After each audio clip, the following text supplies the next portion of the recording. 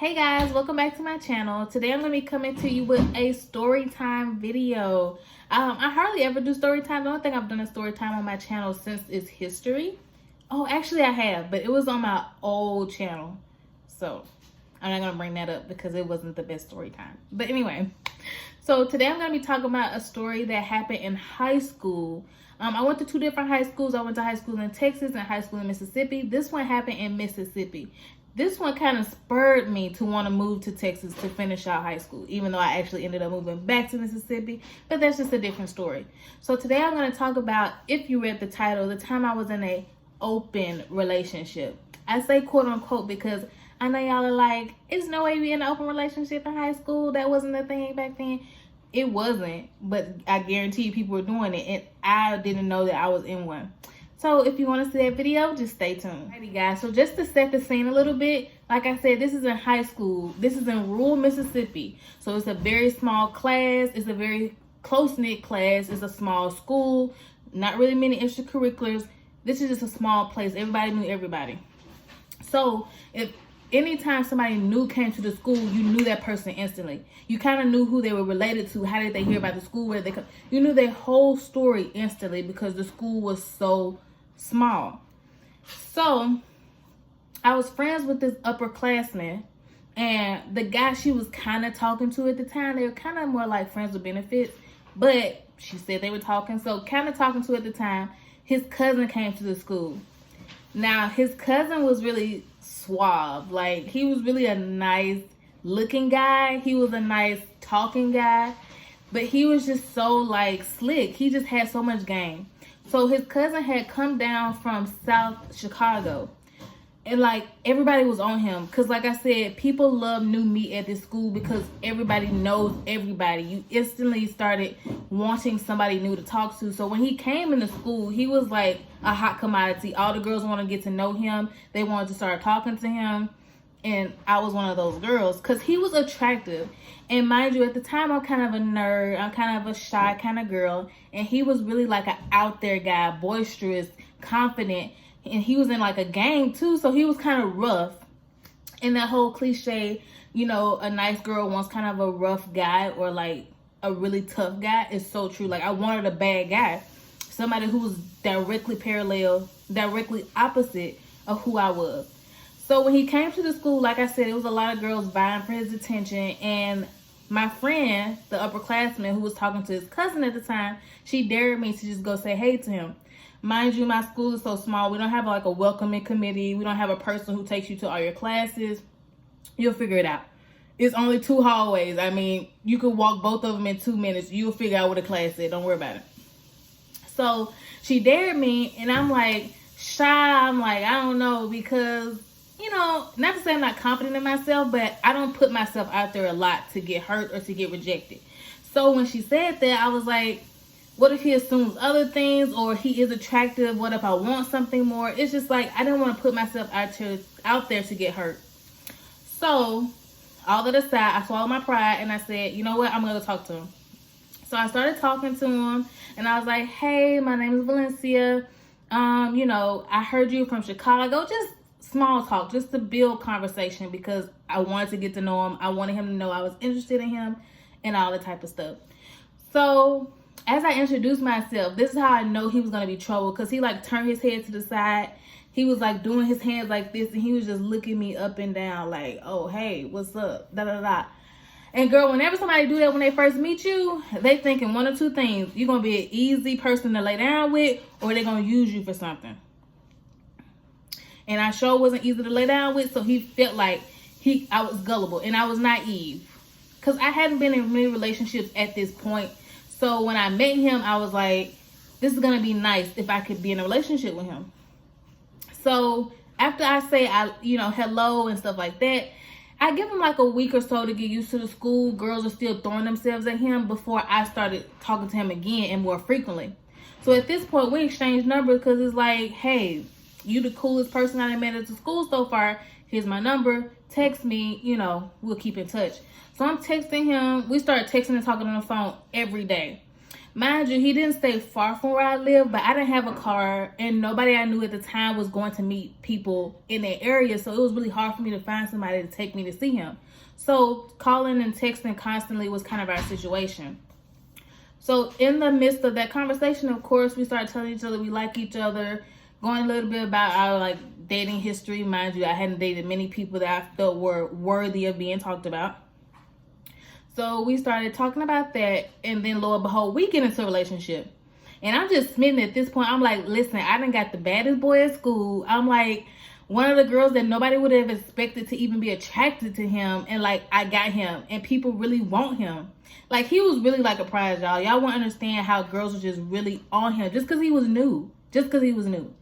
Anyway, so I got him. We started talking more often. Of course, like, on Facebook was really big, so now we became Facebook official. I'm writing statuses about him. He liking them. I'm posting pics. He liking them. He posting pictures. I'm liking them. Like, it was just like a Facebook official relationship. So fast forward, it's Valentine's Day.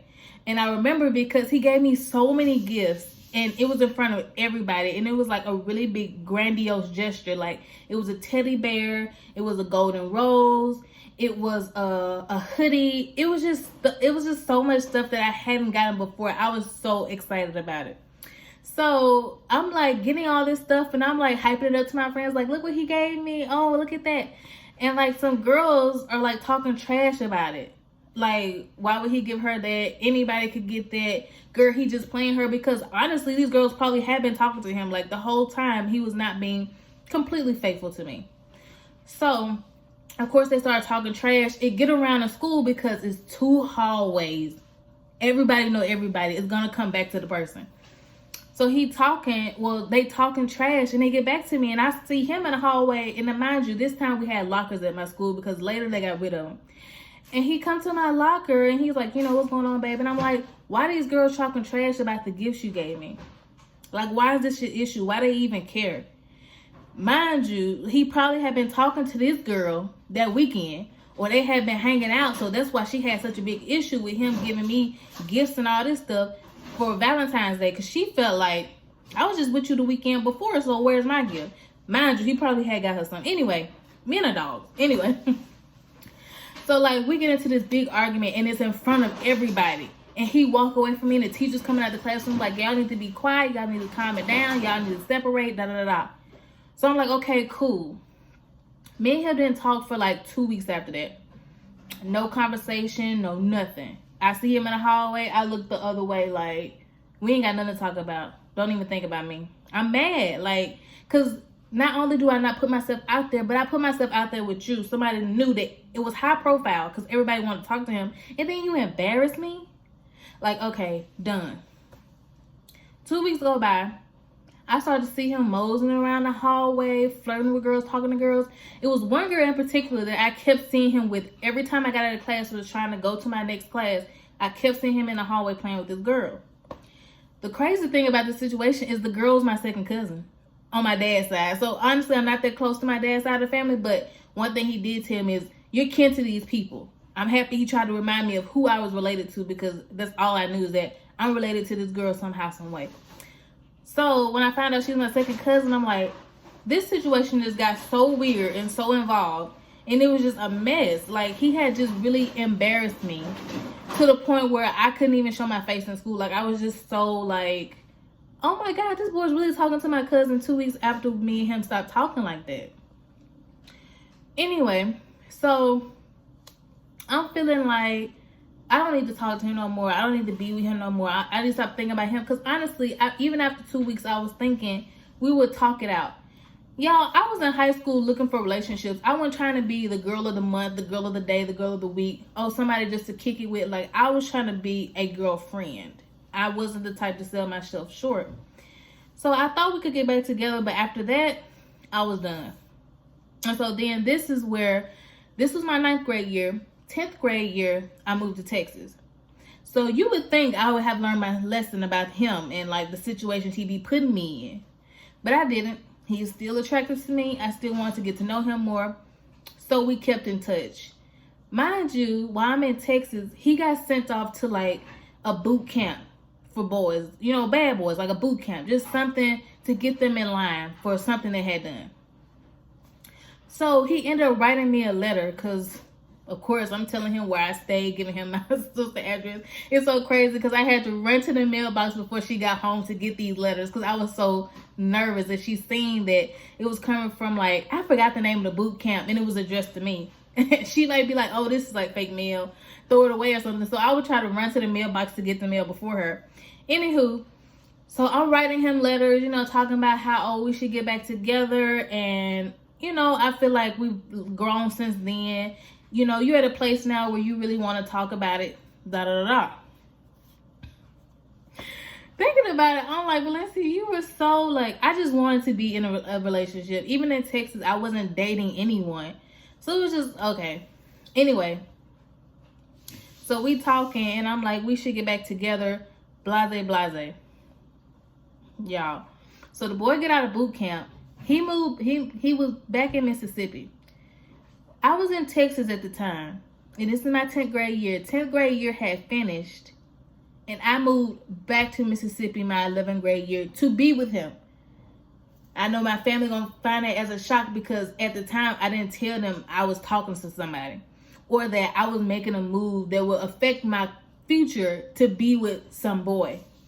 So that was stupid on my behalf, and I can admit that that was so stupid to be with a boy. And I moved from a city that I loved, a state that I loved, just to be with some boy.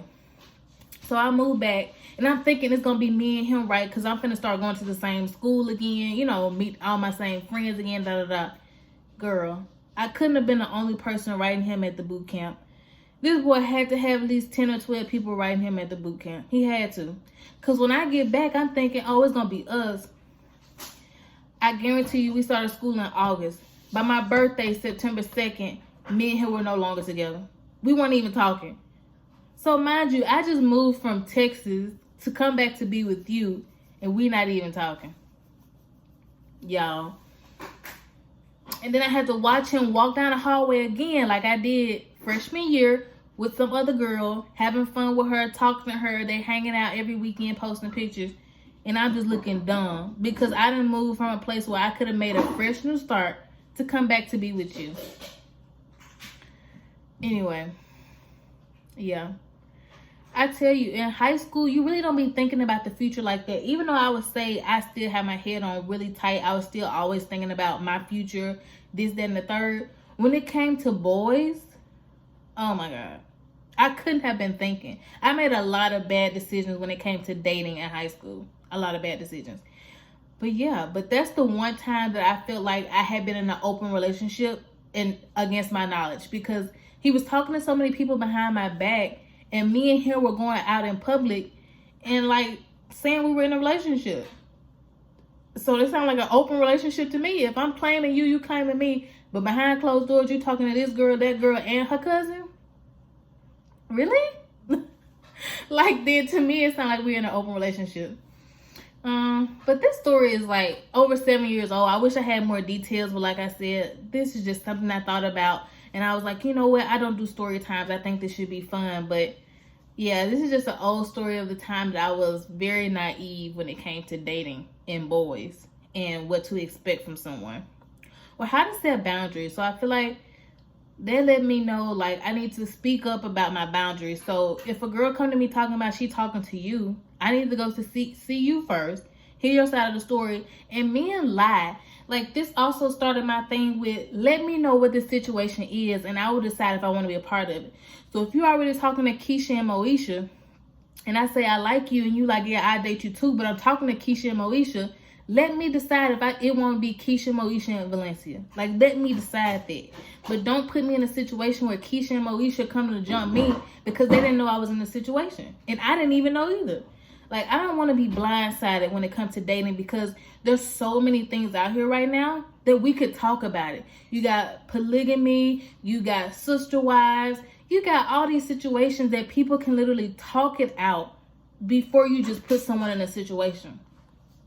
This really reminded me of the Love and Hip Hop with Scooter, Cheyenne, and kiyomi. I'm the Cheyenne in the situation. I'm with you, dealing with you for so many years, and you just come with Kiyomi and you like, we in an open relationship. Let Cheyenne decide.